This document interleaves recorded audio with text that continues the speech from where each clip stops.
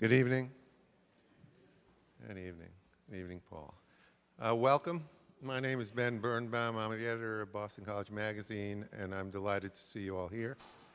And I want to welcome people in Fulton Hall who are seeing this via webcast, and also people anywhere in the world who have tuned into Front Row to watch this via webcast.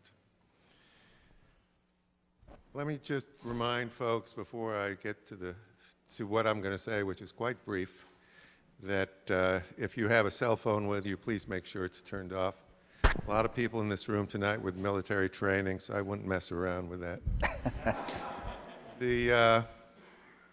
I want to say, and I want to thank Father Greg Kalsher also, who's one of our sponsors, along with the Boston College Veterans Group and the Alumni Association.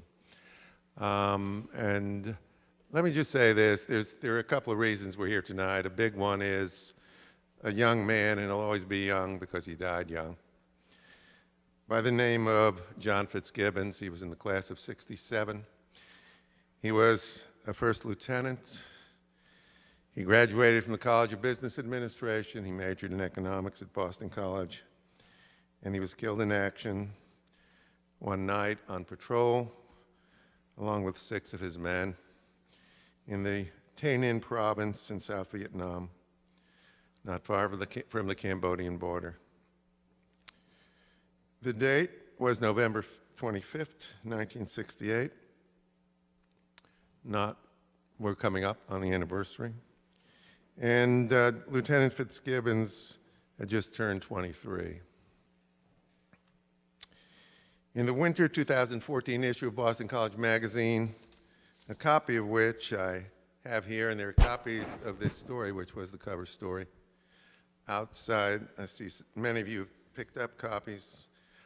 The cover story was about Lieutenant Fitzgibbons and the ramifications, putting it mildly, of his death on his family and on his many friends, some of whom are sitting here. There are men in this room who ran track with him, men in this room who went to high school with him, men in this room who were his dear friends, who knew him intimately. The piece is titled "The Grieving," and it's subtitled "Peace Came for Vietnam and the U.S. nearly 40 years ago.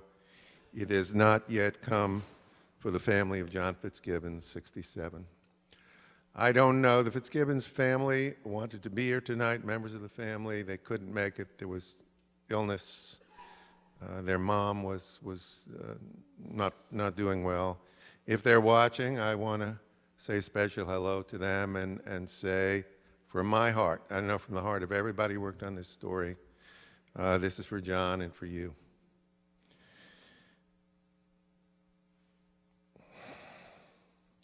If you look in your programs, you will see that these elderly gentlemen you see here appear as they looked, and I'm speaking especially to the BC students in this room and in Fulton. They appear as they were when they were your age, because that's how old they were and that's how they looked when they went to war, and I want you to know this. Adults in this room know this. I want you to know it. And I also want you to turn to the back of the program, if you've got one, and look at 29 names, among them John Fitzgibbons.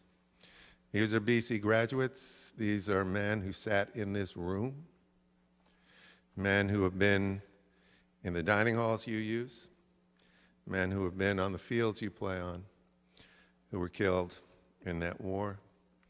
And I want to take just a moment to remember them in silence.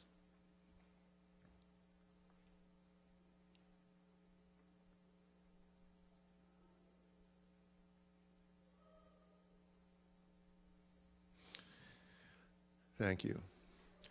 Today is Veterans Day, a very appropriate day for us to gather here. And some of you may have attended the ceremony at the Veterans Memorial. I want to introduce the person most responsible, I think, for us being here today. John Fitzgibbons is the inspiration for this. After we ran the story, we knew we had to convene this gathering. And that's my good friend, sitting right here, who is not only my partner in creating this evening, but has been the moving force, and I would say the reconciliation of Boston College with its veterans. Those of you who know the history of the 1960s and 1970s at Boston College will know there was reason for veterans to be aggrieved. ROTC, in which many men served, was thrown off the campus in the fever pitch of the anti-war movement, and other distressing things happened, things that would be terribly distressing to somebody who served. So, Paul Delaney is here, class of '66. He is the man of whom I speak, who spent many years, I with him on some days, making sure that memorial got built, making sure that Mass and celebration that took place this morning takes place every year. He served in Vietnam in 1967 and '68 as a transportation officer. He received the Bronze Star for meritorious service. He's a retired sales executive and a very successful one. He was the founding chair of the Boston College Veterans Alumni Network. And it's, as I say, it's been my privilege to work with him, and it's my privilege to bring him up here now to say a few words before we get to the program. Paul.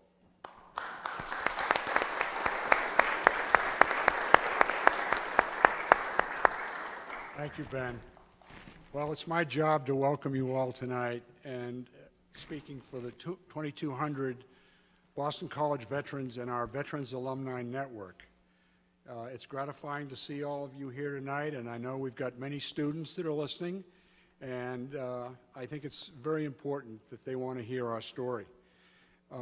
As many of you know, BC has a long tradition of military service, and our duty in the Boston College Veterans Alumni Network is to honor and remember those that gave their lives in the service of this country. Today, as Ben mentioned, we had a wonderful 14th annual Remembrance Mass and ceremony and a roll call ceremony at the Wall. And one of the things that we will do in December, we have members that will be putting wreaths on graves, BC grave sites at Arlington National Cemetery, along with wreaths across the nation. That's been a wonderful program. This spring, we'll host an anniversary reunion class reception for veterans. It'll be our 4th annual, and we hope that many of you will attend. It's open to all veterans, not just the reunion classes. I want to thank Boston College Magazine, the College of Arts and Science, the Alumni Association for sponsoring this event. And of course, thanking our distinguished panelists who are all combat veterans. I got to say, and as Ben said, I'm a transportation officer. It took 12 of me and people like me in the other combat support arms like quartermaster and signal and medical and ordnance. It took 12 to support one person in the field, one infantryman with a rifle. And it's probably 100 times that to support a carrier takeoff on an aircraft carrier. But so again, thank you for coming. It's my pleasure now to introduce our moderator, Boston College history professor, Seth Jacobs. And you'll hear tonight, he really is a subject matter expert on American foreign policy and military policy in Southeast Asia. Seth? Thank you. I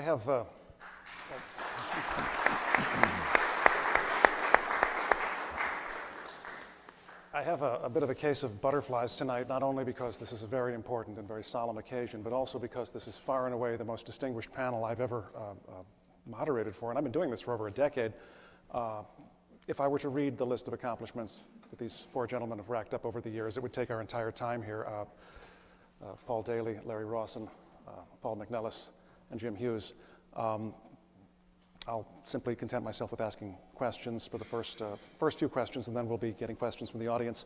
The most obvious one suggested by today's venue and by your common experience is you all served in Vietnam at different times. You served in different areas of the country, and you served in different branches of the armed services, but you were all Boston College graduates.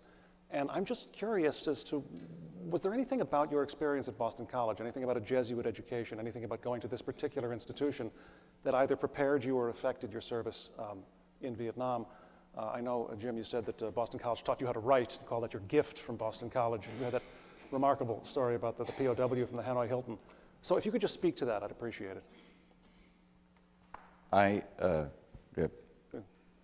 Well, if we're going by rank, I think the Navy captain ranks an Army captain every time. But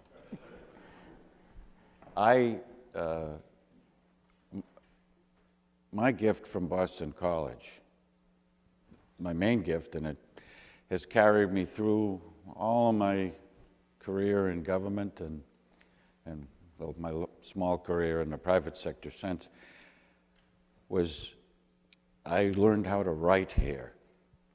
And that ability made all the difference in the world. In the assignments I got in the military, in the work I did afterwards.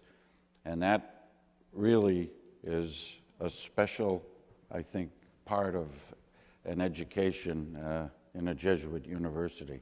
And this is the one I went to, so. Paul? Father? I'll yield to the Navy captain. What I learned, BC gave me some very solid foundations with a Jesuit education. And one of those things brought me to go to Mass and Communion on the Carrier Enterprise when we were over in the Tonkin Gulf. And there I met a graduate from Merrimack, who was a commander, Jim Mulligan. And Jim was the executive officer of one of the squadrons on the ship. And we'd go to Mass and come up and eat breakfast, and I'm a very lowly Lieutenant J.G., and he's a lofty commander, so it was quite an honor that he would sit with me. But we became good friends. Jim, very sadly in March of 1966, got shot down and became a prisoner of war, was treated very terribly over there because he was a senior guy, a commander, and he was in solitary. He had injured himself in his ejection. He was in pain, and he was, he lost about 50 pounds of weight from their starvation diet. But Jim had the same faith and traditions that I had, wouldn't buckle under it. And what he was a great leader. And leadership is something that I really got in spades over there. And leadership is not something you can read in a book or listen to someone tell you. You've got to see leadership and emulate it. And so Jim is in a cell all by himself, away from his family, and he comes up with an idea that he would try and, because they wanted him to sign a biography, and he was going to do that as long as they let him write a letter to his wife. And after a couple of run-ins, they said, okay, you can do it. And so Jim writes a letter to his wife. And the purpose of it was multiple. One, to tell his wife that he was alive and a prisoner. The North Vietnamese would not let this information out to anyone. They did not tell how many prisoners they had or who they were. And so what Jim's, with just a day's preparation in his mind, no pen and pencil, he writes a letter to his wife, and I just wanted to read a couple of lines of it. My captors are allowing me to write a letter. Big deal. I hope it arrives before Christmas. I am a prisoner, and if I had a deck of cards, I could play that famous game of solitaire. By the way, they're treating me pretty well. I get piles of whole grain rice, plenty of warm soup, and a pot of water. And now estimate my weight is 150 pounds, which is a little more than it was when I enlisted in '44, when Uncle Mark and Auntie Ginny drove me to Boston for my physical. Since each day I feature one of you in my prayers.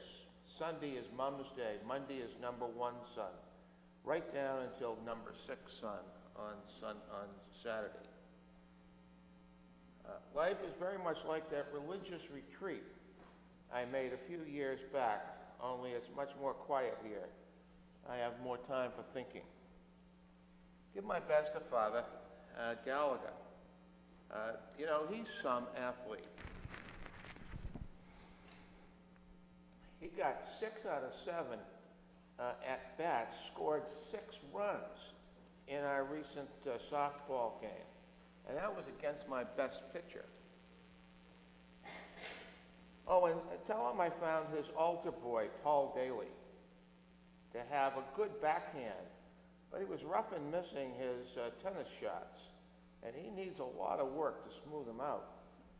I do feel with some practice and a good tennis coach, he can go a long way professionally. He talks about his insurance, and you know that he's now 40 and insurance should go down. He says, if you have any serious trouble, don't hesitate to use Red Rafferty of Norfolk, you know, immediately. Oh, and by the way, with our 6 kids, you really, you know, because they have to go to college, you should really look at the University of Tampa, the University of Omaha, SMU, University of Maryland, University of Massachusetts, and McGill. Well, that's probably enough. When they pulled me in to read this letter and to try and help figure out what he was saying, the one thing that really hit me over the head was, here's a guy who's a daily communicant, and there's no mention of BC, Holy Cross, Merrimack, or Notre Dame for any of his kids, but there's a Southern Methodist University. Something is wrong here. He talks about the game, you know, 6-0, 6-7, you know, 6 out of 7 hits. Well, there were 6 guys when he got shot down. There were 6 guys. I'm sorry, 6 guys that we thought were captured and were prisoners of war, and there was a 7th who was a possibility of being also a POW. And that's what he was saying, that there are 6 out of the 7. He mentions the 6 schools, which happen to be the alma maters of the 6 guys who were there as prisoners of war. He saw Paul Daly, hard to see me over there, playing tennis. You know, my backhand shots were good, but I was rough and missing my forehand shots. One of the guys in my squadron, my sister's squadron, got shot down. His name was Jim Ruffin. So rough and missing, good in hitting his backhand shots. The guy in the back seat was okay and is a prisoner of war. Talking about the good food, I don't know if you picked up that piles of whole grain rice, P and piles O and of W for whole. Plenty of warm soup and a pot of water, POW, POW, POW. Side of POWs, 150 pounds, 150 POWs is what he thought was the number of people who were captured. So this was major intelligence sent out by this guy under great stress, where he's thinking of all of the troops that are in that prisoner of war compound and getting those names out. Same thing when he was talking about thinking of who he was thinking about each day. 6 in number, 6 guys were there. Oh yes, if he had a deck of cards, he could play a game of solitaire. He's in solitary confinement. He was at a retreat, and they had a lot of solitary time in that retreat. So that's what he was telling, his wife. So these were the kind of guys who were our leaders over there. These were the guys that we tried to emulate and to be like that. Jim is in his 80s. He puts 100 and some odd thousand miles on his RV going around visiting his old Hanoi Hilton fellow prisoners of war. So that was something right out of my Jesuit traditions here that first got the two of us in contact and then got to see such a leader in action. Larry, Paul?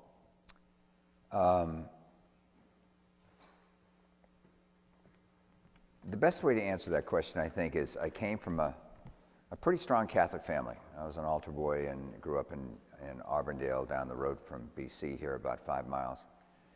And had the Catholic tradition and had a certain amount of discipline and so forth already inculcated into me before I got here. Track and field also did that too. Boston College and their way and their ethics and everything about the place added to that blend of things that I already had. When you are in track and you're a distance runner and you're putting in some serious miles, and most of the time it was one workout a day, but it was hard, and you're putting in 50 or 60 miles a week and every day's hard. We didn't in those days go easy, hard, and sometimes twice a day. You already you develop a mental toughness. It could be the race you're in, it could be the weather, it could be working hard every day. And I brought that with me when I was over there. But BC also taught me a lot in the same regard. It was all mixed in together and blended, and they contributed to what I already had. It wound up being that the night before I was going out on an operation, and everybody would think this way, the officers went into the meeting. The enlisted didn't find out the details until the next morning. But there would be a tendency, if you were one of 6 of us in the room, to sit there and say, is this going to be a walk in the sun? And that was the phrase we used. Or is this going to be something that we got to worry about here a lot? And based on the intelligence, we knew it was going to be one or the other. It made it tougher to get to bed that night and to sleep. And they get you up real early, and you get 3-4 hours sleep the night before. By the time you'd hear the meetings and get settled and tell the troops and all that stuff, and you'd be up at 4 and you'd be off in a chopper at 5:30 when it was light. But I found that I wasn't in fear a lot. There were some terrifying moments, just terrifying moments. But if you saw a guy down, you thought to go get him right away. I mean, the impulse and all your training and what you should do kicked in. And to me, BC and all these years, I felt has played a role in that whole thing. Yeah, my situation is a little unusual in that it wasn't BC that prepared me for military service. It was military service that prepared me to be a Jesuit, and then I came here as a grad student. And one of the best teachers I've ever had, he's here tonight, Professor Lawrence. So for me, I guess BC was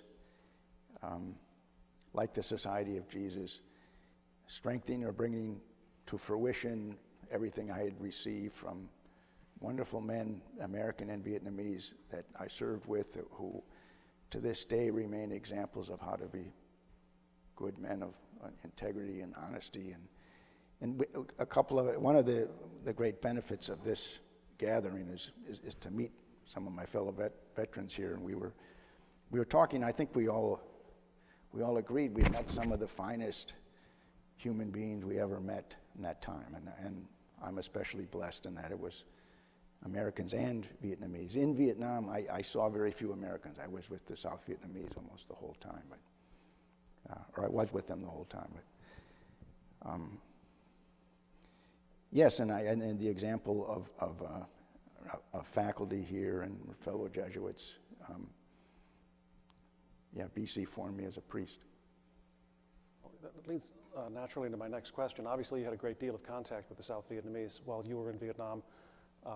Paul, I know that your contact was limited in your capacity, but I would like to ask all four of you, during your service in Vietnam afterwards, what kind of an opinion you formed of the South Vietnamese, of South Vietnam, our ally, the nation we were fighting to defend, the people we were fighting alongside?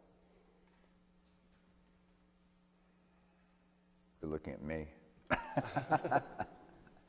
Jim, do you want to go, or I'll go? I don't care. Well, I'll try. I got to go to Vietnam twice, and it was just one of the lucky things that happened to me, I guess. But when I graduated from Boston College, I was in the Distinguished Military Graduate Program from the ROTC, so I went into the Army as a regular. I was going to make that my career, and that's how I got to go twice, 2 years. In the first assignment I had, we as an infantry officer, we conducted a lot of operations with the both the regular South Vietnamese Army forces and their regional forces, and you came to know that these were a very brave, very disciplined, very literate people. It's extraordinarily literate, and our foe, the North Vietnamese, were not as portrayed often in some of the films. The Vietnam War genre in movies are terrible, most of them, but this was one of the most disciplined, conditioned, and tenacious foes the United States has ever faced on the battlefield. And so you learn to understand that these were, not something you could reduce to some kind of an epithet. Now the country itself, extraordinarily beautiful country. I got to spend some time on the coast, which is every bit as beautiful as the Riviera in Europe. But obviously in wartime, the devastation and havoc caused by the battle, I can only imagine what Vietnam looks like now. I hope someday to get one more chance to see it before I answer the last call. but those are my reflections of the Vietnamese. There might be a yin and yang here, and let me go before Father Paul and give him the last word on this. I don't know how many, can I ask for a show of hands? How many of you know what a map of South Vietnam looks like? Anybody? Okay, you have a good idea. The Marine Corps had the upper third of that area, and it was called I Corps for the letter I. It could have been number 1, but it stood for I. And the three others down below that were basically Army. And when the 1st Marine Division got over there, which I was part of, we took over the bottom part of that upper third that was there. And that's where we were. Father Paul was further south, and he can tell you about his experiences firsthand. I can tell you the truth about what went on there from the standpoint, when I arrived, the Marines did not want to have the ARVN working with them. And it wasn't totally fair. I think they just made up their mind from some other operations they were on before I got there that they couldn't count on these guys, or they weren't sure off to the left. There was a joke at the time that we would walk forward and they would say, okay, walk 5 steps forward, then look to your left. Now, again, I want to be respectful of his different opinion that I'm sure he's got, because we weren't sure they were going to be there. That was not fair. The Republic of South Vietnam Marines, that was fine. They were very respected by the Marines and so forth. I think we had discussions about the problems in Saigon of corruption at the highest level, and that their officers were the privileged elite there and hadn't trained well. We listened to that a lot.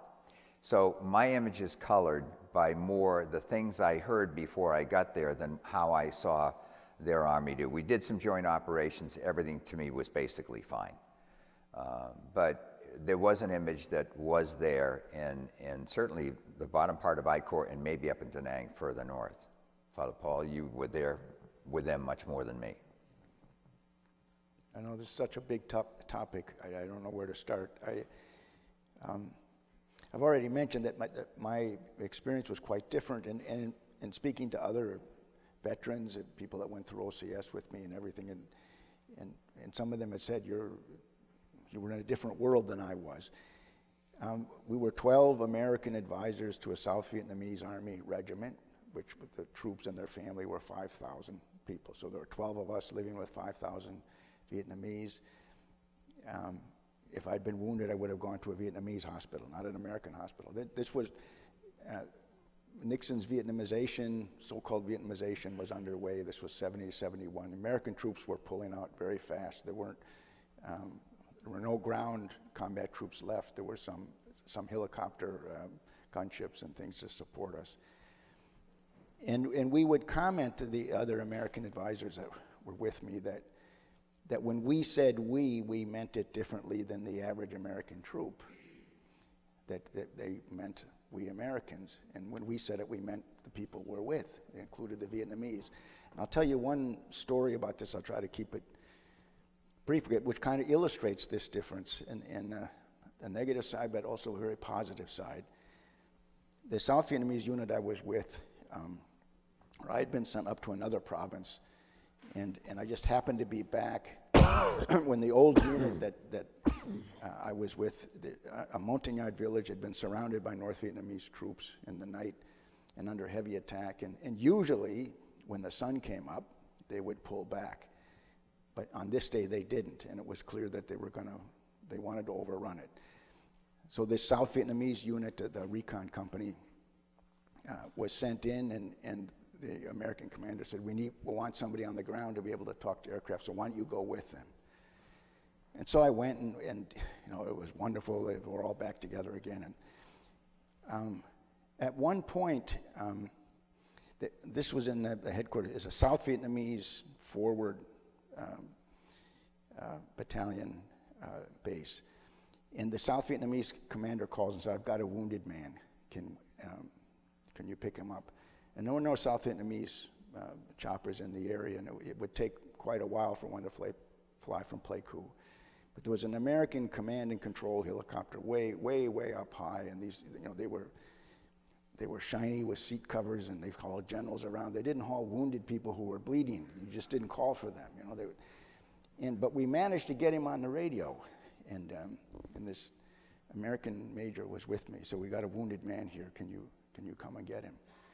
And he said, is he Uniform Sierra or Victor November? That went, is he U.S. or Vietnamese? And the implication was, if he's Uniform Sierra American, of course we'll come. And the subtext was, if he's Vietnamese, wait until the Vietnamese Air Force can come. So let me repeat the question. Is it Uniform Sierra or Victor November? And this major grabbed the handset and he was furious. He says, he's neither, he's a human being. And there was a long, long pause, and the helicopter pilot said, okay, we're coming in, put out your smoke. So, the good side was, he understood what the major meant. He had a conscience, and that, I don't know what that conversation was in the cockpit, but they did the right thing. I have tremendous respect for the South Vietnamese. I was there a year. They were there until the war was over, or until they were killed or too badly wounded to continue. That's the same situation my father was in World War II. We lost a war, they lost a country. And my own view is they were betrayed by us. By 1972, we had won it. And they fought well and bravely for their country. And the North Vietnamese themselves, their own analysis said that we cut them off. And they were lacking ammunition and spare parts by 75, and it was clear that we weren't going to help them. An encouraging thing, a friend of mine is in a VFW troop down in Connecticut. And Veterans Day at the wall in Vietnam, South Vietnamese Army veterans have started showing up and standing off to the side. My friend went over and started talking to them and invited them to the VFW post. And they had one South Vietnamese general come in and talk, and he was in tears. He said, "I can't thank you enough for allowing my family and myself to come here and for fighting in our country. It's too bad we lost." If I could claim a Washington privilege of extending my remarks. To Larry's yin and yang and Father's answer, when you asked the question, I think I took it to say, what did I think of Vietnam, the people, the culture, Could apply to either civilian or military. You know, the problem is we were all over there in a place that was impossible to determine, you know, what the political purpose was to the war, because it shifted while we were there. For example, we'd suspend all air bombing of Hanoi for periods of time, and they used all that time to resupply themselves in the South.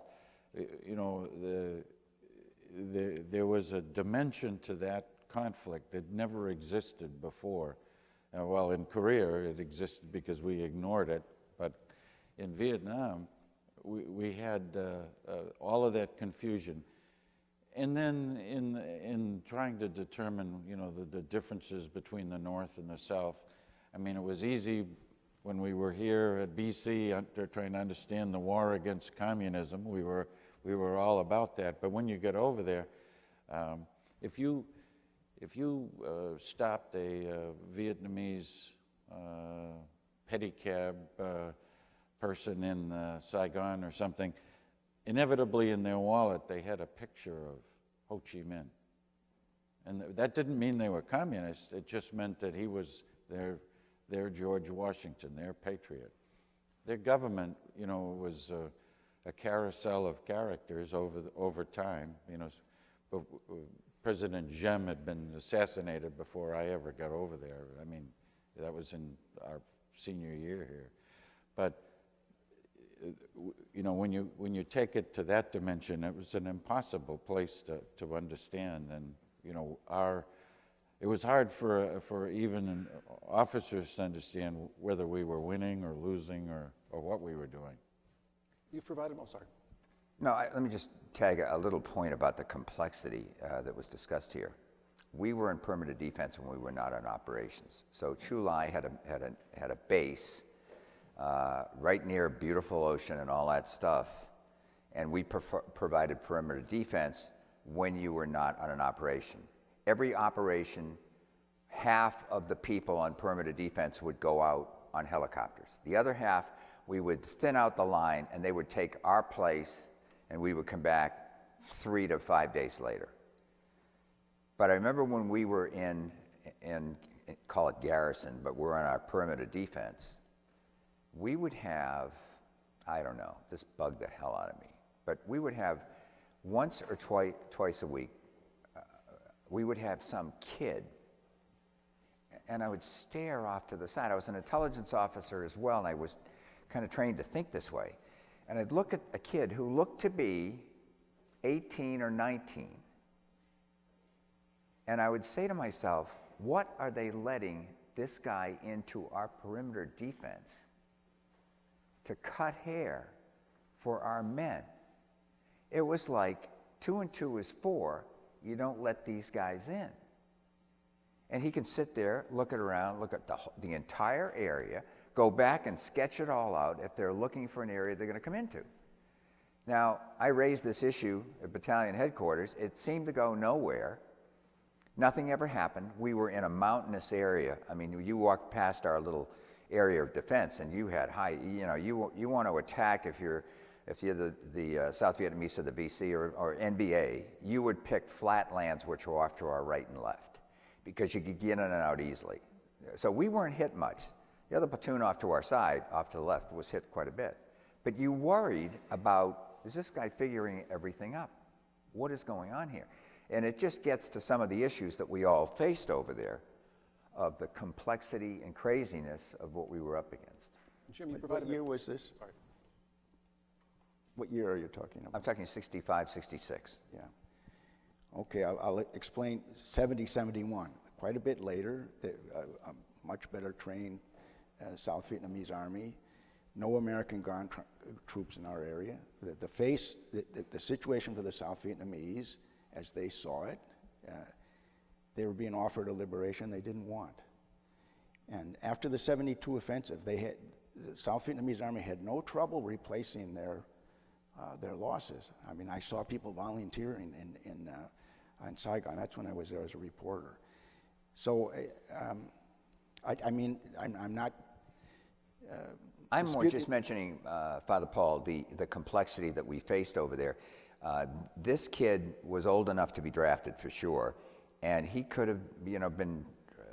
He could have been a VC sympathizer. He could have been a spy. He could have been a regular South Vietnamese who was. But I couldn't understand why he wasn't drafted or in some organization, and yet coming in scot-free at his age. That's the issue that made things so. Problem for your commanders, but by the time I was there, he was either in the army or dead. My students will not forgive me if I don't ask this question, and I know this goes directly to something we spoke about, but you provided me a little while ago a perfect segue into this when you talked about an unprecedented dimension of the war, the complexity, the difficulty in fighting with certain restraints that American soldiers weren't subjected to in other wars. One other obviously unprecedented dimension, and this is the question that students ask in my class, I've been teaching this for 13 years, the question they always ask of veterans is, what is it like, or what were your opinions serving in country when you were aware of the fact that there was the largest, most multifarious anti-war movement in American history occurring on the home front. I know you had the privilege, I'm not sure that's the right word, of meeting Mary McCarthy, one of the leading figures in the anti-war movement during this period. But I'd be interested in all four of you, how you felt about what it's like to fight a war when you've got at least a substantial percentage of people in your home country actively demonstrating against it. Well, let me just take an initial cut at that. If you would ask, and we have, asked the people who are over there fighting, what riles them most is that this was a war in which we won every single battle that the United States fought in. Everyone, not almost all of them, everyone. At Khe Sanh, there wasn't a foot of that hill that was taken. In the Tet Offensive, we had all over the country, breached the wall in Saigon, but not, to the embassy, but not the second wall. Got into Hue. They were out within a week. And they were out, and we killed 50,000 Vietnamese. We killed every single Viet Minh of Viet Cong and all of their leadership in those few days. And we killed a large part of the North Vietnamese army.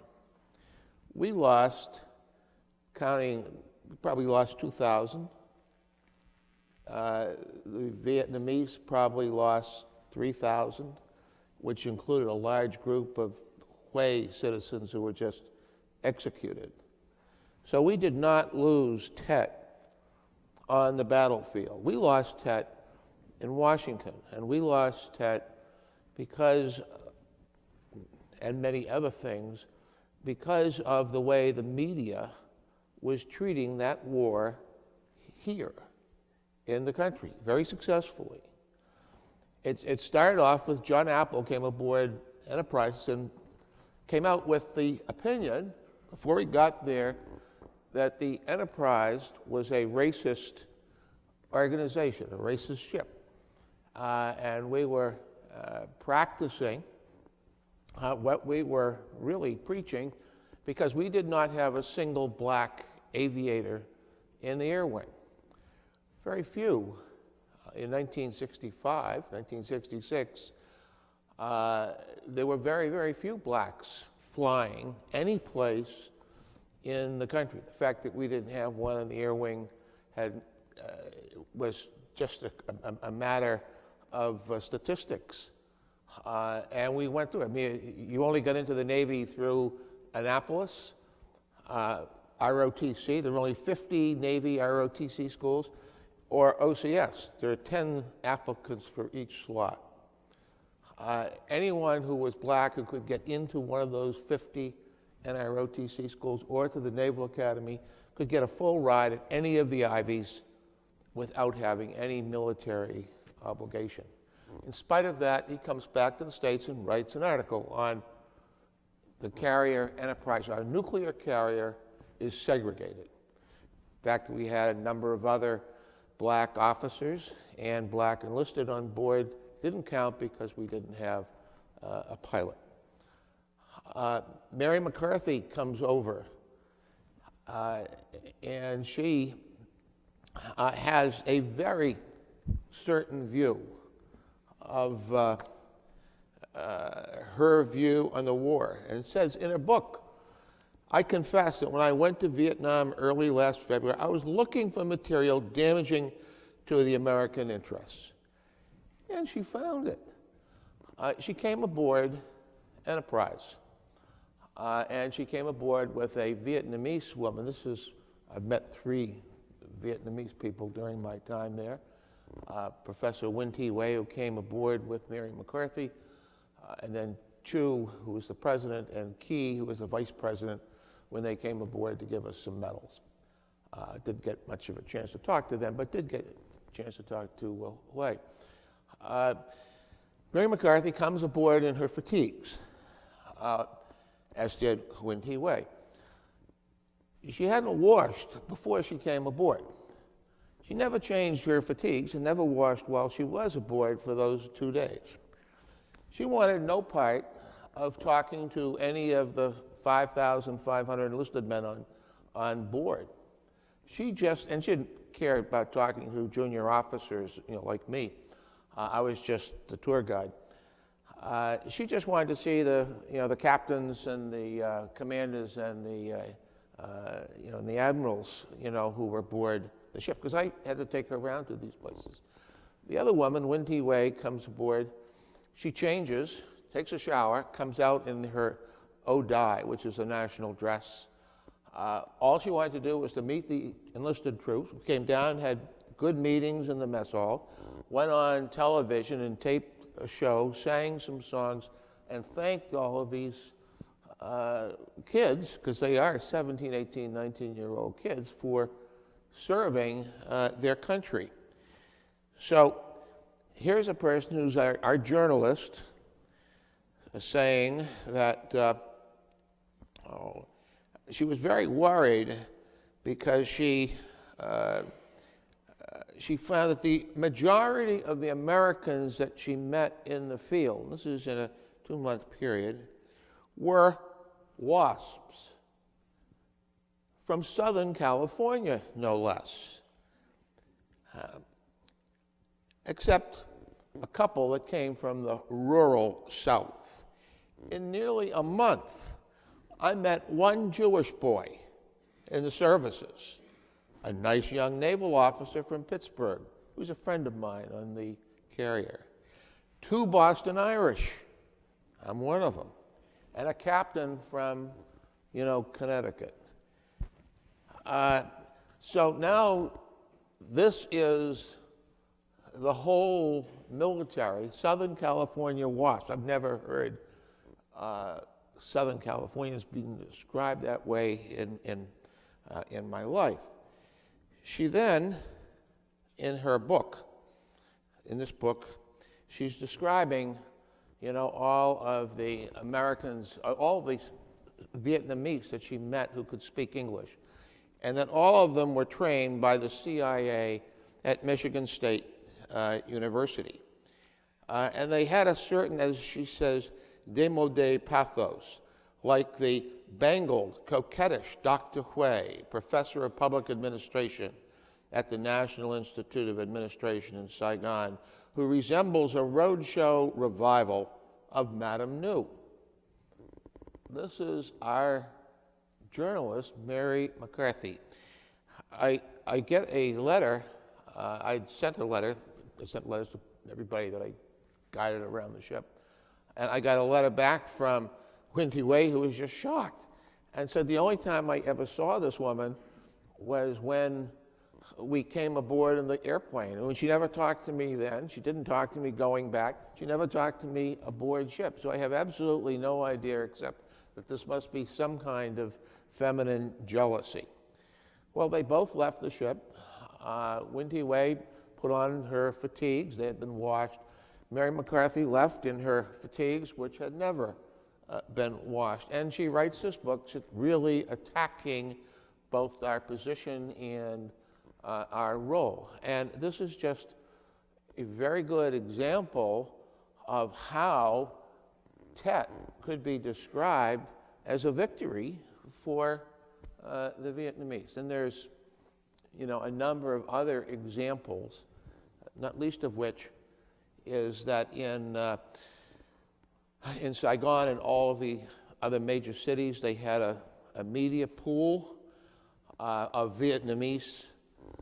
Well, 25% of that media pool had been, were really Ho Chi Minh guys who were left behind when he left in 1956. They were told to infiltrate all of the occupations down in the South. And about 25% of them were in the media pool. So when there was an immolation of a Buddhist monk, certain people in the media pool knew when it was going to happen and was able to guide all of their employers to that event. But that's what was happening, and that's why we say that this was a war that we won on the battlefield, but that we lost in Washington. Can I tag one thing there? When I was in Vietnam, I had a 7-year-old brother and a 9-year-old brother. And in those days, if you remember, and even some of you college age or slightly older than that, might know the name Morley Safer from 60 Minutes. And he was a young reporter over there, and the government, our United States government, allowed correspondents to travel with and be embedded with people into combat. And so those of you too young to have seen that, you'd see Safer and you'd hear a guy, and he might be 10 yards away, and he could be firing weapons, and I mean, he was right there in the thick of things. And from a family standpoint, it made living in the United States at the time really stressful. My parents put a television set out in the kitchen. They would get home in time for dinner. 6:30 would start the nightly news on all 3 stations. They would have invariably one of the stories, lead stories, would always be something going on, and often it was in combat because that drew your attention, and they're into ratings and all that stuff. And my poor parents were so stressed. They knew I was out there, right out there. And my 2 kid brothers would just sit there and watch. And it was just a very difficult time for families and created problems. And, nowadays, can't do that. If you're over in Afghanistan, they'll allow occasionally somebody to go and do a report. But, it's by permission, and it's rare, and it's all that stuff, even when we were in large numbers in Iraq. So the politics and the style has changed rather than building a bad image of what went on. Yeah, where to start? Let me say something about the press coverage. That an American correspondent at that time, or anyone who was accredited, had the privileges of a major, could eat in an officers' club, had free transportation any place in the country. There was no restriction at all where they could go. They could go any place. And it always amazed me that so few people pointed out that the other side, Vietnam, had nothing like this. It was a closed society. We had no information, very little information coming from inside there. But South Vietnamese society was completely open. In the midst of a war on its own soil, it never canceled any elections. We did in our own civil war. On Tet of 68, I think now the press evidence is pretty clear how poorly that was reported. But the North Vietnamese, one of the determining factors on the timing of that offensive, they had a ceasefire with the South, which they violated. The South had sent a third of their army home on leave for the Lunar New Year. And they thought that the South Vietnamese army would mutiny, that you'd have a general uprising, that the people in the South Vietnamese army would, and the whole thing would be over in a month. Not a single South Vietnamese military unit broke and ran or mutinied. It didn't happen. So when we talk about how many we lost, we have to include the South Vietnamese. Every single year of the war, their casualties were far higher than ours. They didn't, as I said, they didn't go home after their tour. It was their country. Somebody once asked me what was the hardest thing about the Vietnam War, and I said coming home, because the country seemed to have changed so much within a year. Kent State happened while I was there. I was training South Vietnamese long-range recon patrols with the 173rd Airborne in Binh Dinh province. And a pall just settled on the base. It was just stunned silence. I mean, what's going on? Has our country lost its mind? Within a month after I came back in April of '71, got out of the Army, and within a month, John Kerry, our current Secretary of State, was testifying in Washington. And you might think I'm exaggerating, but you can look it up on YouTube and watch it. He was basically saying everybody that had served there was a war criminal except him. He founded a group, Vietnam Veterans Against the War. I became part of a group, Vietnam Veterans for a Just Peace, saying we have to, when whatever peace we sign, we have to consider the South Vietnamese. And I'll give you one example of what happened repeatedly. This is with ABC and CBS. They had a panel discussion, and we would later find out they were interviewing Vietnam veterans who were all narrating war crimes that they had committed, and then we later find out that none of them were veterans. They hadn't been there. And you'd call CBS or ABC and say this, and we say, well, it doesn't matter because we know something like that happened someplace. Wouldn't correct the record. I don't think that we got the strategy really right until General Abrams took over.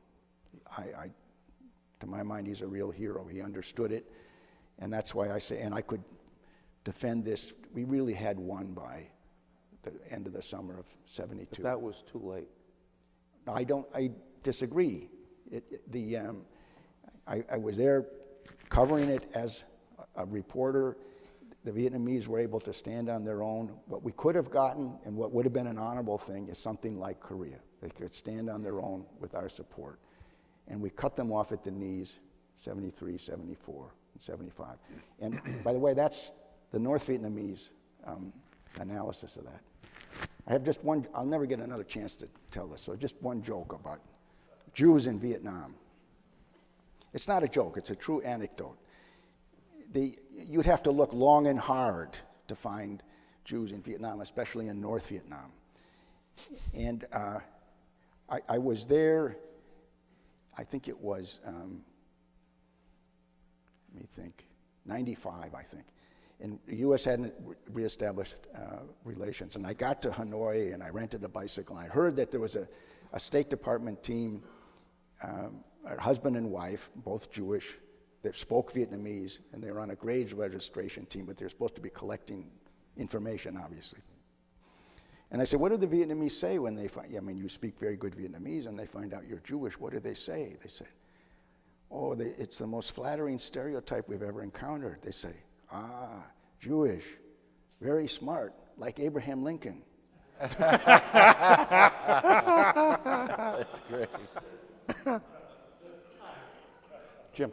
I think the question you asked in the beginning was, what was it like to go over there and then come home here? Well, no, it was actually, I mean, it was about the anti-war movement, the knowledge of the anti-war movement, what relevance that had, what bearing it had on your conduct, how you felt about what you were doing, knowing that a huge percentage of people were against the war. Part of that being the media, but not all of it being the media.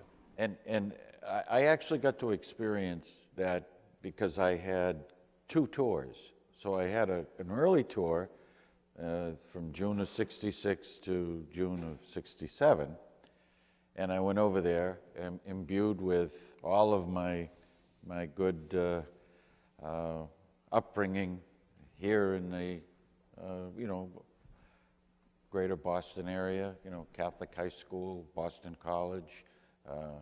We all fought communism even as little kids. We all read J. Edgar Hoover's book because Cardinal Cushing wrote the preface to it or a foreword to it.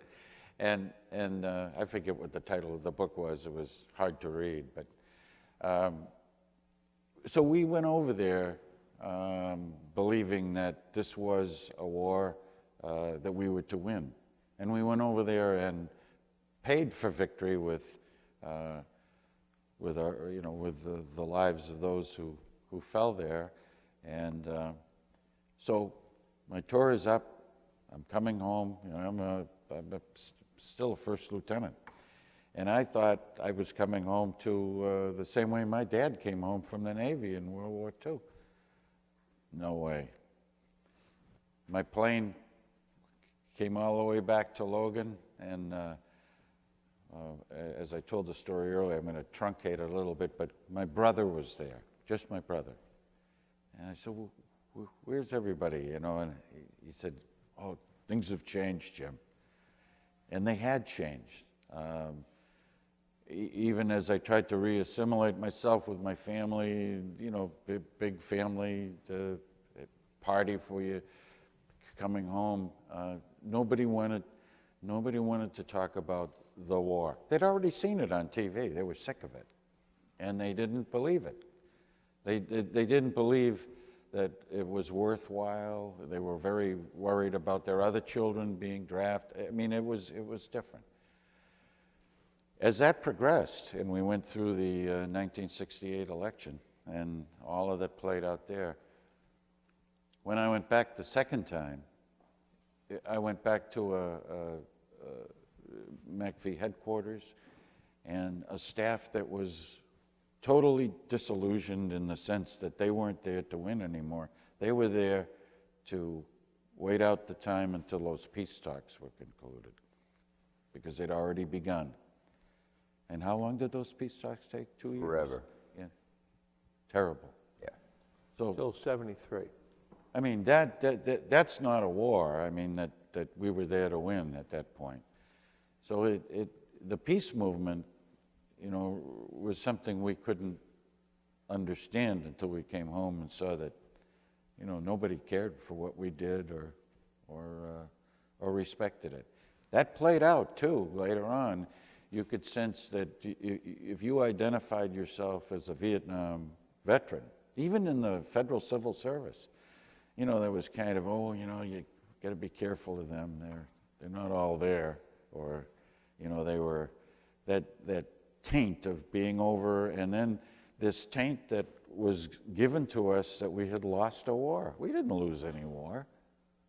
We didn't, but to the American public. So those are the emotions that swim around. Some of them probably to this day. Larry, please. Let me quickly just cover a couple of points. I landed back here in the United States in '66, early in the war. When I went over there, there was general support in '65. The nation might have been divided, but it wasn't 50-50, and there was a certain amount of support, and even in early '66, things were okay. I get back at Travis Air Force Base, and I remember distinctly getting off. I should touch on one thing as far as what we ran into and how difficult it was. We're sitting on the runway at Chu Lai, And they chartered planes in those days, and the planes would be full with the servicemen. You could have been in church when you got on that plane. It was like this room right now. Everybody sat down. The guys all sat down. It was silence. And we waited, and we sat on that tarmac what seemed to be like a long time. Plane taxis. We lift off. The plane erupts in applause. The freedom Oh my bird. God, I'm out of here. I'm in one piece. Oh my God, oh my God. We bank out over the South China Sea. We get there. We land in Oak Knoll. Not in Oak Knoll, that's a hospital right nearby, but we land in Travis Air Force Base. And I get off the plane, and I don't need any more pats on the back than anybody else. So thank you for somebody if you kill yourself for some effort that you do for them. That's fine. And you get off the plane, and you're at an Air Force Base. And there's not one sign saying, welcome home, anywhere on the base. What the hell, from a leadership standpoint, is that commanding officer of Travis Air Force Base, a huge base, thinking or not thinking? I thought about it then. A buddy of mine picked me up. I was off and off, but I never forgot that moment. Here's the statistics of how the war changed. I was class of 63. We had that year, when I got to Quantico, I was told this, when we go to basic school, where all Marine lieutenants go for a total of 6 months of additional training in tactics, tank command, the whole deal. And they said Boston College had the largest number of commissioned Marine lieutenants at graduation than any private or public institution. So Paul Delaney and I were chatting, and he had the documents right there. He looked it up, and I thought the number was 14. It turns out 15 men were commissioned. To show you how small the Marine Corps officer program was, that was the largest number on any campus. 66, 67, and 68, by that time in the war, one Boston College Marine became a Marine lieutenant out of BC's graduating class in 3 years. That's how much the anti-war kind of movement began to take over and affect what we were doing. Another story that I lived, I get home, and I'm working in the investment business. And a buddy of mine calls, who I respected a lot, was captain in the Marines as I was, and Bill says, hey, guy I know, served with, terrific guy, coming to Boston, been assigned as the officer, with two of them did this, the officer recruiting liaison based in Boston for the entire New England region to visit college campuses and recruit future officers. So this is 67 when this happens. And Bob McClellan, gung-ho, disciplined, hard-charging. I mean, the Marine Corps was so far up in his brain that, it was just like, ramrod straight with everything he did. And he would hold things back, but virtually every week he was gone for 2 days or 3 days, a trip to Maine, visiting 2 campuses back home, paperwork in the office, whatever he did, and this went on for a year. And I could see the wear and tear taking place, and he didn't want to talk about it. He didn't go into detail, but tried to keep the stiff upper lip. He was very trained this way to do, more than most any Marine lieutenant that I knew. And he comes in one day, and he sits down on the couch, and he just stares at the rug. And I knew something was the matter, and I waited. And maybe 2 minutes went by, and he hadn't said a thing. And I said, are you okay? And he says, I'm getting out of the Marines. So I asked him his story. And it was stuff that you guys don't know about maybe, but picketing on college campuses, spitting in front of where you're seated, signs and placards, and it went on. Very few places welcomed.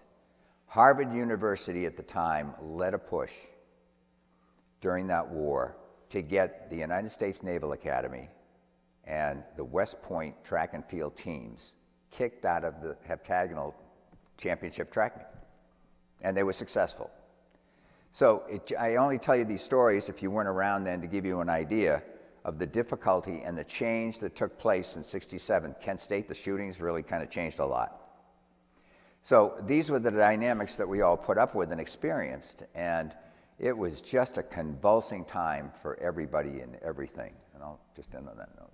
All right, please, Father. I went back to Minnesota spring of '71, short hair, tan. In April in Minnesota, that stands out. And I'm coming out of the registrar's office, and I had gone to school there, checking on my credits, thinking about going back to school. And I'm coming down the steps, and a young co-ed stops and said, "Are you just back from Vietnam?" "Yes." He said, "How many babies did you kill?" And that wasn't only the first time. That was the first time, but it wasn't the only time.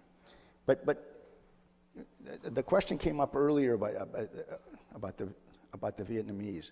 The South Vietnamese that I fought with treated their wounded the same way the Americans did.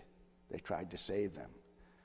All right? I've seen that. I saw North Vietnamese soldiers try to shoot down an American helicopter, pulling up a wounded Viet Cong soldier.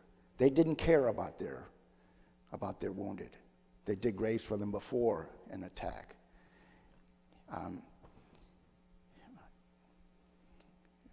There was something else it slipped my mind now. I don't.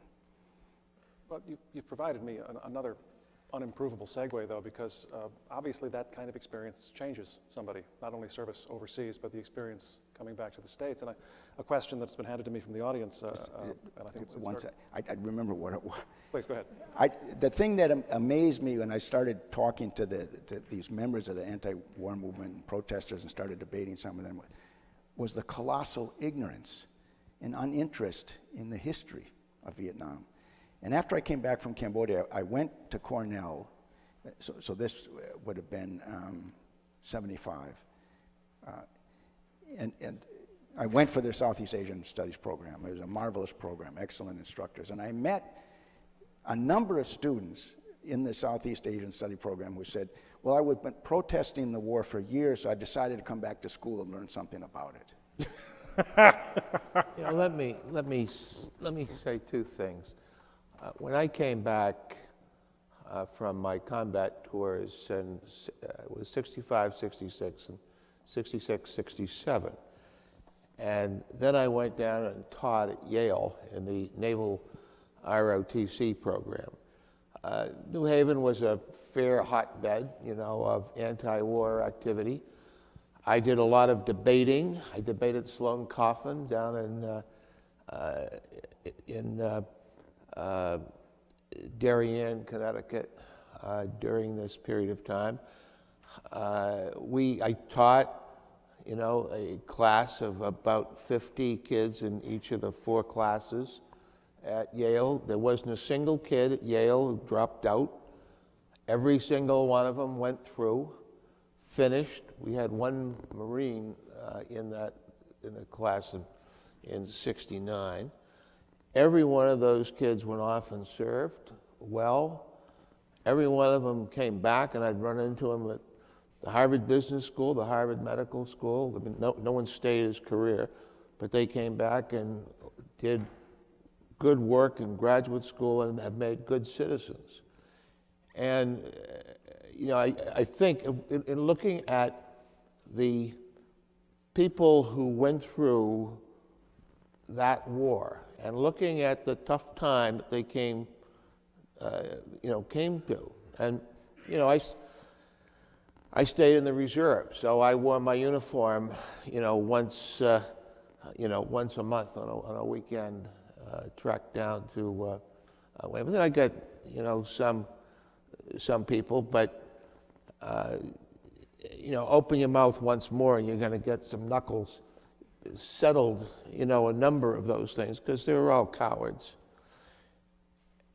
If you look at where we are now, if you take, and we've done a lot of study on this, the veteran from Vietnam has done about 18% better economically than the non-veteran. The veteran from Vietnam has almost a zero criminal record. It's less than 0.5%, as opposed to the non-veteran who has a substantial one. Unemployment, they've been 3% under the national employment all the way through, that period. Vietnam veterans, and that includes most of the homeless. About a third of the homeless for the last 20 years have been Vietnam veterans throughout the country. And that includes them when I'm saying how well the veteran has done from that war, both economically. They went on to graduate school, they've graduated, and they've led good, solid, American lives that is far better than the draft dodger or the person who went to Canada in terms of where they are and where we are today as we look back, over 40, 50 years of this period. Right, but it's impossible to serve without it being a transformative experience in a lot of ways. And a recent veteran who spoke in my class, Gary Rafferty, structured his entire talk around the person who went to Vietnam, talking about himself, and the person who came back. And I'm just wondering, it's an obvious question given to me by the audience, how did the war change you as a person? How did it affect you? What sort of long-standing changes were brought about as a consequence of your service and the experience when you came back to the United States and encountered a response that was very different from those of other returning veterans in other wars? I tell people that that was my MBA in Vietnam, because I learned how to be, I became a man there. I went over at 21, a callow kid, really, in many, many ways. But I came home a man. I learned that I have to take responsibility, or had to take responsibility for my decisions. And believe me, you do learn decisiveness. And on top of that, I learned a couple of principles of leadership that apply in every context that I've had since. In this country, you never ask anybody to do what you're not willing to do yourself, number one. And an organization, I don't care whether it's a university or the Dunkin' Donuts shop across the street, no organization runs well that its leaders don't check. You apply those two principles together, and you will succeed in most endeavors in this country. But you really learn that from being in the military, I think. And as an officer, it's the best management school I think anyone could go through. I concur, having had a career in business and so forth. Marine Corps teaches you to take care of your men. I was trained that way at home as the oldest of 5. What I can tell you is it not only matures you, but I really tried to take care of my men. You're not interested in getting some kind of a Navy Cross and going home and risking your men. You tell them, we're going to be professional, we're going to do the best we can, we're going to use our brains here, but my goal is to get you home alive. And when you get out, you go after the same principles. The people who work for you, you take an interest in. You focus on what their problems were. I had an African American who was my radio operator, and in Vietnam, he eventually got shot in the back. He lived, but I never saw him again. And he was right beside where Paul is, actually. And we had these long conversations. We got on really well. And he said to me, "Can I talk to you about something?" I said, "Sure. Anything." And we talked about family before this, and we were tight. He said, "I'm married to a white woman, and I'm from the south side of Chicago." And he said, "The Marine Corps base I think I'm going to be sent to is in North Carolina." Now, this is 1965. and we hashed these things through. We had not reached a conclusion. We probably had a total of 2 or 3 hours of conversation of places where he could go, what he could do, what the relationship was like, and all that other stuff. But the point is that you try and reach out and help your men. It taught me that in corporate America. I was concerned and did the best I could in my career on Wall Street for the guys that I worked with. I taught at Morgan Stanley. I taught the top salespeople coming out of the MBA programs. I went over with them techniques to improve. I took a deep interest in them when they're in the sales force, and they never forgot it. And these were things that I learned not only in Marine Corps training before I got there, but also that I applied, and they were just tremendous programs. I want to digress for 1 second and talk to that camera up there. And to the history majors that are watching here, if you ever get into corporate America and you ever get a job where you're in leadership, hire military veterans.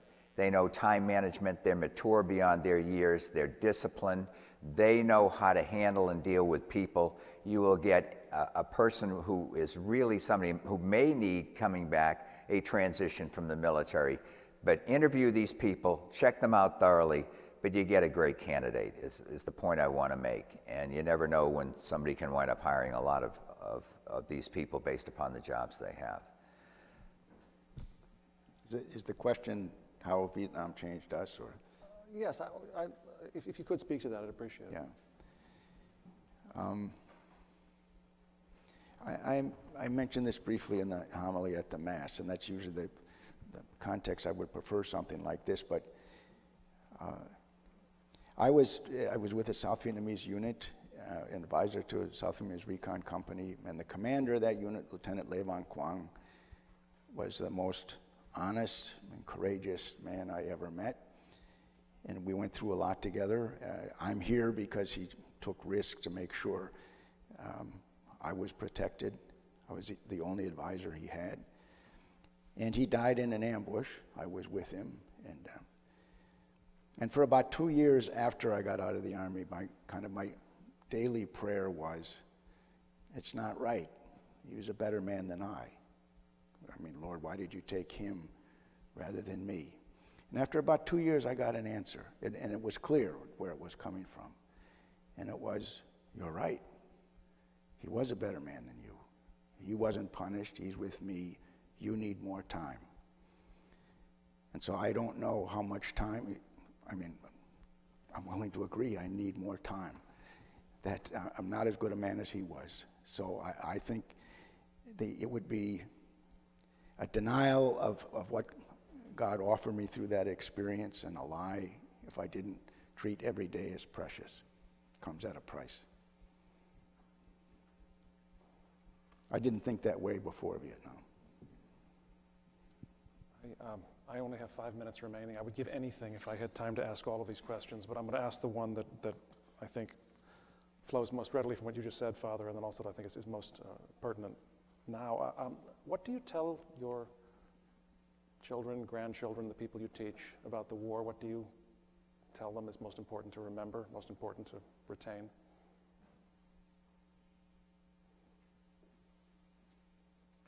I tell them that it was the best thing that I ever did. That I learned more about life, more about myself there. I worked with the best people that I have ever worked with. I learned how to lead, and I can't think of a better crucible for all of that than serving in the military. And I remember one hot morning, it was my first major strike against North Vietnam, against Hanoi. 60 airplanes going up. I'm under the airplane checking make sure the bombs are loaded right. And I get this fellow behind me says, "Hey, P squared." That was my nickname for Paul Patrick. "Hey, P squared, how you doing?" I said, "Skipper, this is the captain of the ship." And he's down there on the deck instead of up in his air-conditioned cabin. And he says, "Paul, you've got a real shitty job today. You're going in first, you and 3 others. you're going to be the flak suppressors and the SAM suppressors. That means they get to shoot at you first. But get those bastards, or at least get them to duck their heads so we get the bombers in right behind you. He said, you know, you got to stick around as combat air patrol in case they send out any MiGs. So you're the last ones out of there. But what you're doing as SAM and flak suppressor is really critical to this mission, because, you know, we've got 45 airplanes coming in behind you, and that's the biggest power plant that they've got in, you know, in Vietnam. And I'm going, you know, I'm aboard ship for a month. He knows my last name because he had to get that from the, you know, the order of battle. He knows my nickname. He knows my actual mission, and he knows how that mission fits into the. And when you're working with people like that, you just say, holy cow, I'd like to grow up to be like him. And that is the story that I tell people that have been in my department at Hale and Dorr. That's what I tell friends. That's what I told my son, that this was the crucible, and I'm a much better man for it. It taught me to be a better caring person. It taught me to take care of everybody that I came in contact with that was responsible to me. It taught me maturity beyond the years that I had when I went in. It taught me to dislike strongly guns, of all things, and the craziness that I see here with who gets killed in America and so forth. It taught me to take the feelings and the leadership that I learned and to get involved in civic projects more. It taught me to try and help people and make a difference in charity. And for those reasons, you know, there was a lot good that came out of a very difficult situation and a difficult war, and I'm grateful I got home in one piece. We are too. Thanks. Yeah, I'd second. I mean, what it meant to me personally, what I learned from it. I'd second what's been said here. I'd say to students, if you're interested in this, and I think you should be, read, and read skeptically and carefully, because the conventional histories are often ideologically skewed, the way Hollywood and the popular press portrayed it. But if you read carefully and really dig, there's some good things that are starting to come out by Vietnamese writing in English, and by Americans and Brits, and some French and Italians. And don't let Hollywood and the popular culture decide what you should think on this. Your education would be wasted if you did that. Read and read and read. Let me just tag one thing off that, if I could, before you go to Jim to close this out. The anger that I felt was huge with the movie Platoon. I had no respect for Oliver Stone, who was over there. The way he portrayed the American fighting man, I was dying to go on television and debate him. I thought of the idea too late. I knew to people on television that I could probably contact. He was kind of making the tour, and I thought about it kind of late when the movie was out. But it was the greatest bastardization of the war that I thought I saw. It was all about having bong shops back in the base camps and stuff like that. I don't know whether they went on in the Army down in Saigon late in the career, but I can tell you in 66 and 65 in the Marine Corps base, there was not one whiff of marijuana in that period of time that I was over in that base. The troops were amazing. They were just the most outstanding, disciplined guys that you could ever ask for. They had courage, they had integrity, they had pride. Their call to duty was amazing. And here we have a movie being shown across America because he didn't like the war. It was the most incredible, disastrous thing. Someday I hope to see that SOB. Stone Stone presented himself as having been in Vietnam. He's not a Vietnam veteran. He's a Vietnam-era veteran who never got beyond Okinawa. What a wuss. Thank you. Trust me, if I'd sound like my Marine Corps drill instructor nicely if I ever get a chance to meet this guy. I want to tell you, I would try and take him apart with my tongue like you can't imagine. Nice. I'd love to get in a debate with the guy. Other than that, I'm fine. I don't even need a cup of coffee to talk about this guy. Jim, thank you for letting me intercede. It's all right. I can't top that. If you want to see a decent movie about our experience in Vietnam, despite, you know, some minor flaws, We Were Soldiers Once and Young. It really is fairly accurate, and its depiction of battle is probably as close to reality as you're ever going to see about the Vietnam War. Worth a look. This university's motto is ever to excel, and if you combine that with our officers' code from the ROTC, it kind of stands for what I pass on to my grandsons. I got a text from two of them today out in California saying, "Happy Veterans Day, Grandpa." I tell them that public service and particularly military service is something that's a good thing. And the officer's code is now, you know, at 70, I don't remember things as quickly as I should. The code of duty, well performed, which is the same as ever to excel, honor in all things, and country above self. That's what I got out of my 2 tours in Vietnam, and I've tried to live that way the rest of my life. I certainly can't improve upon that closer. So as I pass this over to Ben Birnbaum, if you'd all join me in thanking the panelists, please.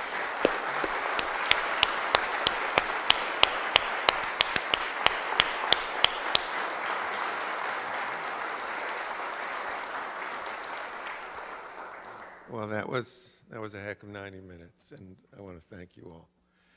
I also want to say, in the right order, thank you for your service to the country, and thank you for your service here tonight. Good night. Please join us for a reception right out here. You can talk to these men and anybody else. Thank you.